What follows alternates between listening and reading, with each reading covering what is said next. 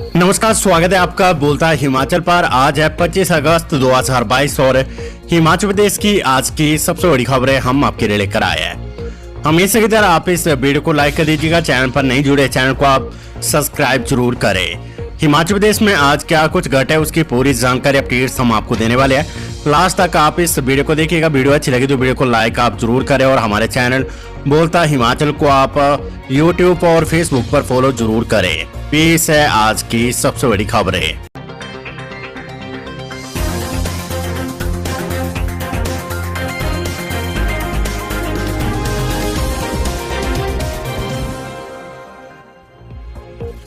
विद्यार्थियों के लिए खुशखबरी, एचपीयू में शुरू हो गए नए यूजी और PG diploma courses.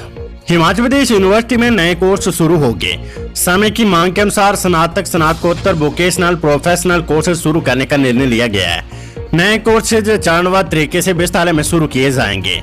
Distance education learning के लिए भी नए कोर्स शुरू करने का निर्णय लिया गया है। ये कवायद इसी वर्ष शुरू होगी। इसके अलावा राष्ट्रीय शिक्षा नीति 2020 के तहत स्नातक स्तर पर वार्षिक इंटीग्रेटेड कोर्सेज, रिसर्च सहित भी शुरू किए जाएंगे। विस्तार में नए कोर्स शुरू करते नई राष्ट्रीय शिक्षा नीति को ध्यान में रखते हुए नए कोर्स शुरू किए जाएंगे। इस नीति के अनुसार स्नातक स्तर के कोर्सेज रिसर्च वर्ग सहित 4 वर्ष के होंगे। अब कंप्यूटर शिक्षक संघ ने हिमाचल सरकार के खिलाफ खोला मोर्चा। हिमाचल प्रदेश कंप्यूटर शिक्षक संघ ने प्रदेश सरकार के खिलाफ मोर्चा खोल दिया है। बुधवार को पत्रकार वार्ता को संबोधित करते हुए कंप्यूटर शिक्षक संघ के महासचिव अश्वनी शर्मा ने कहा कि प्रदेश सरकार ने हर वर्ग के लिए पॉलिसी बनाई है। कंप्यूटर शिक्षक 24 वर्षों से सेवाएं दे रहे, लेकिन उनके लिए सरकार ने कोई कारगर नीति नहीं बनाई है। उन्होंने कहा है कि कंप्यूटर शिक्षक रिटायरमेंट के आयु के नजदीक पहुँच गए, लेकिन कोई भी पॉलिसी नहीं बन पाई है। उन्होंने कहा कि प्रदेश भर में 1341 कंप्यूटर शिक्षक सेवाएं दे रहे हैं, लेकिन आज तक हर सरकार ने शोषण किया है। उन्होंने कहा कि इस दौरान 10 कंप्यूटर शिक्षकों की जान भी चलेगी, लेकिन प्रदेश सरकार द्वारा इनके परिवारों को कोई भी आर्थिक सहायता नहीं दी गई है। उन्होंने कहा कि अगर सरकार ने कंप्यूटर शिक्षकों के हित में कोई निर्णय नहीं लिया तो कंप्यूटर शिक्षक संघ सरकार के खिलाफ आंदोलन का रास्ता अख्तियार करने को बाध्य होगी। उन्होंने कहा कि संघ की मांग है कि कंप्यूटर शिक्षकों को विभाग में मर्ज किया जाए, समान काम समान वेतन लागू और सरकार अपनी स्थिति स्पष्ट करे। ओपीएस बहाली पर मुख्यमंत्री बोले, ओपीएस के लिए हम दोषी नहीं। मुख्यमंत्री जयराम ठाकुर ने कहा कि ये प्रदेश हम सब का और ये भाव हम सभी के मन में होना चाहिए। दोषी ना होकर दोष डालने की कोशिश होती है और ऐसा नहीं होना चाहिए। आज बड़ा मसला ओपीएस की बहाली का है। ये मसला हिमाचल में ही नहीं बल्कि पूरे देश में बना हुआ है। अपने और परिवार के बेहतर भविष्य की कल्पना करना कोई अपराध नहीं है। जिस प्रकार से दोषी बनाकर ये कहने की कोशिश हो रही है कि ये हमने लागू नहीं किया, ये ठीक नहीं है। ये शब्द मुख्यमंत्री जयराम ठाकुर ने कुल्लू के माहौल में बुधवार शाम को कर्मचारियों की ओर से आयोजित कार्यक्रम में कहे। हिमाचल में लंपी वायरस का कहर जारी, 3035 नए मामले आए सामने। हिमाचल प्रदेश में लंपी स्किन वायरस का कहर जारी है। राज्य में लगातार पशुओं में वायरस के मामले लगातार बढ़ रहे हैं। गत 24 घंटों के अंदर लंपी वायरस के 3035 नए मामले सामने आए हैं। इसी के साथ प्रदेश में लंपी स्किन वायरस संक्रमित पशुओं की संख्या 21,496 हो गई है। हालांकि इसमें से 4,445 पशु इस वायरस से ठीक हो चुके हैं। 3 जिलों में नई लंपी वायरस का संक्रमण। हिमाचल के 3 जिले लाहौल स्पीति, कुल्लू और किन्नौर अभी लंपी स्किन वायरस से बचे हुए हैं, यानी यहाँ पर भी अभी ये वायरस नहीं पहुंचा है। कल तक चंबा जिले में भी वायरस के मामले नहीं आए थे, लेकिन 2 दिनों में जिला में वायरस के 165 मामले आ चुके हैं। उबाल कर करे दूध का प्रयोग, डॉक्टर सरकैक। उप निदेशक पशुपालन विभाग डॉक्टर अरुण सरकैक ने कहा कि ये वायरस गर्म इलाकों में अधिक तेजी से फैलता है। उन्होंने कहा कि लंपी स्किन वायरस से संक्रमित गाय के दूध का प्रयोग उबाल कर किया जा सकता है। उन्होंने पशुपालकों को बछड़े को भी दूध उबाल कर देने की सलाह दी है। उन्होंने कहा कि लोग भी संक्रमित गाय के दूध का प्रयोग उबाल कर सकते हैं। आईपीएस रामेश्वर सिंह ठाकुर एचपीपीएससी के नए अध्यक्ष नियुक्त, अधिसूचना जारी। हिमाचल प्रदेश ने आईपीएस अधिकारी रामेश्वर सिंह ठाकुर को हिमाचल लोक सेवा आयोग का नया अध्यक्ष नियुक्त किया है। इस संबंध में अधिसूचना जारी कर दी गई है। बता दें कि प्रदेश सरकार ने 17 अगस्त को लोक सेवा आयोग की सदस्य डॉक्टर रचना गुप्ता को अध्यक्ष बनाने की अधिसूचना जारी की थी।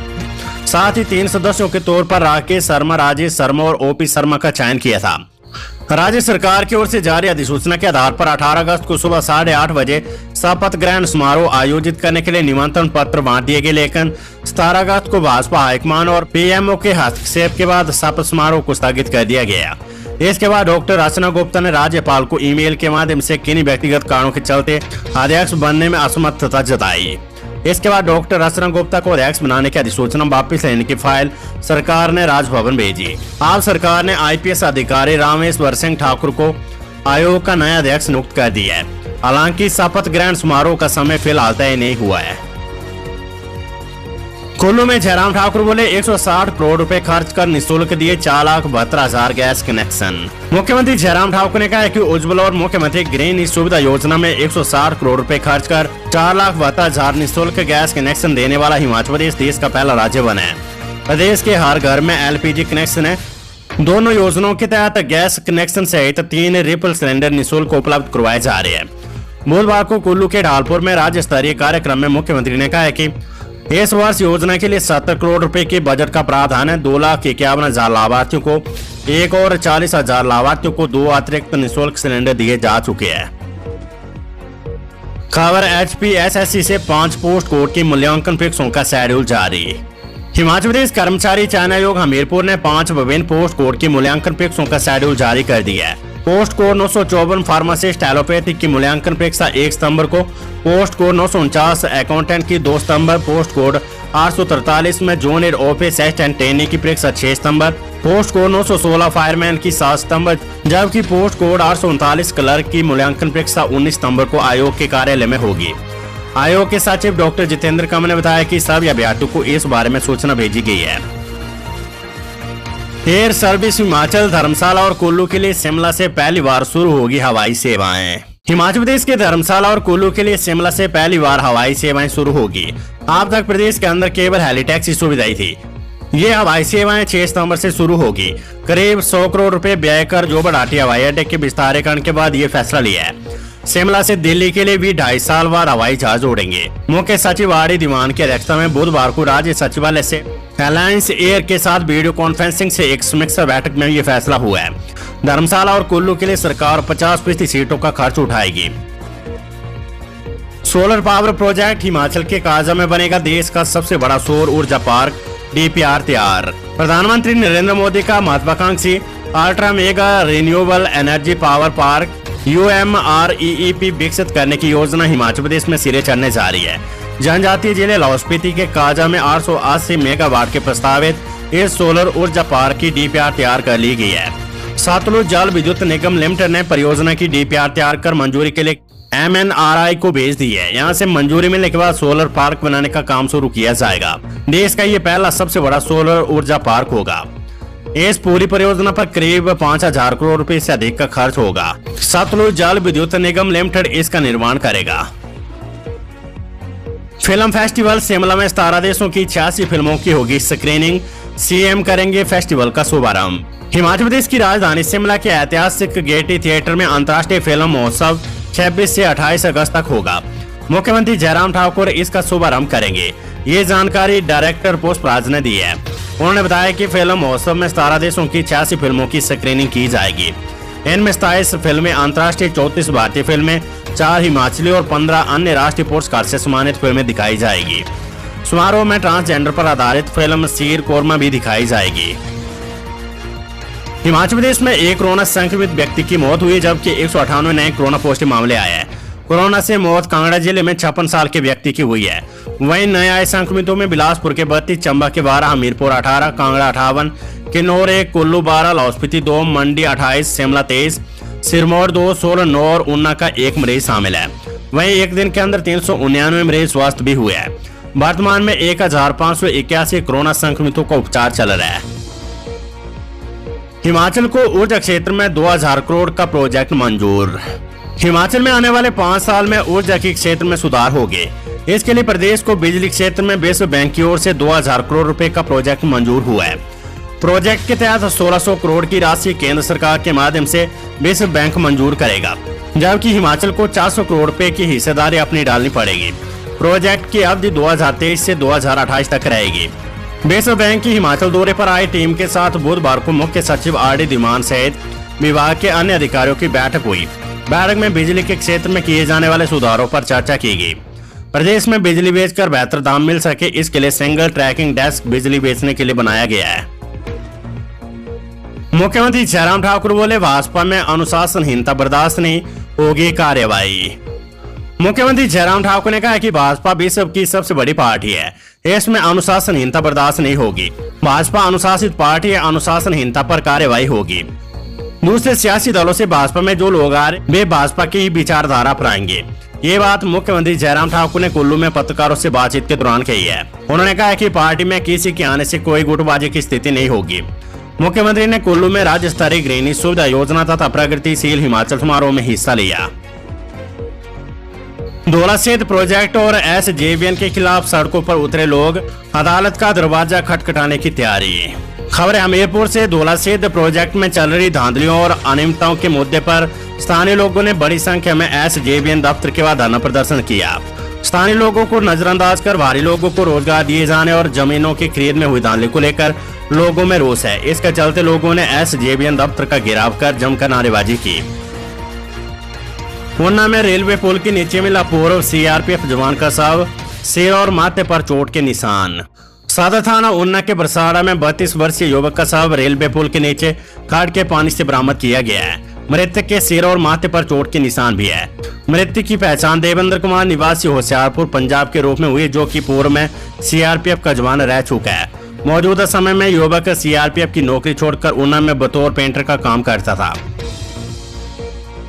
खेल खेल में बच्ची के साथ हैवानियत की हदें पार, आरोपी मौके से फरार। चंबा जिले के उपमंडल सोलोनी के अंतर्गत आते गांव में एक बच्ची के साथ दुष्कर्म करने का मामला सामने आया है। वहीं वारदात को अंजाम देने के बाद आरोपी मौके से फरार हो गया है। पीड़िता की मां ने इस बाबत पुलिस थाना कियार में मामला दर्ज करवाया और पुलिस आरोपी की तलाश कर रही है। पीड़िता की मां ने पुलिस में दर्ज शिकायत में बताया कि 12 अगस्त के दिन भी अपने घर पर थी और उसकी बेटी घर के पास खेत में दूसरे बच्चों के साथ खेल रही थी। दोपहर के समय उसका भाई बच्ची को घर लेकर आया और बताया कि बेटी के साथ परशुराम पुत्र किसू गांव हवेड़ा गढ़ड्योर तहसील सोलोनी ने दुष्कर्म किया और मौके से फरार हो गया। महिला की शिकायत पर कार्रवाई करते हुए पुलिस ने बच्चे का मेडिकल करवाया और रिपोर्ट के आधार पर आरोपी के खिलाफ दुष्कर्म का मामला दर्ज किया है। SP अभिषेक यादव ने बताया कि पुलिस की टीम ने फरार आरोपी को दबोचने के लिए जगह जगह दबी से दे रही है। बेहद अपडेट। हिमाचल में बारिश का कहर जारी, 107 सड़कें ठप, 2 की मौत। हिमाचल प्रदेश में भारी बारिश का कहर जारी है। मौसम विभाग के ऑरेंज अलर्ट के बीच बीती रात से प्रदेश के कई जिलों में भारी बारिश हुई है।